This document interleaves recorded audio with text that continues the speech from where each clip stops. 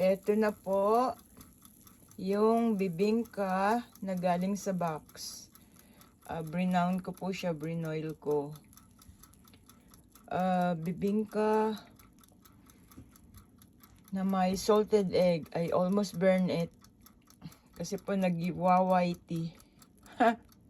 Ito ang problema pag ikay may niluluto and then at the same time nag-whitey ka. Never do that again, B9.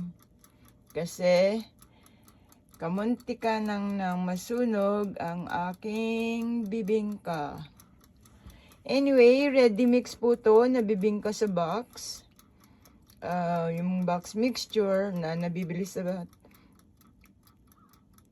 sa Filipino grocery store. Binuksan ko lang po siya to package siya sa isang box, and then I put 2 cups of water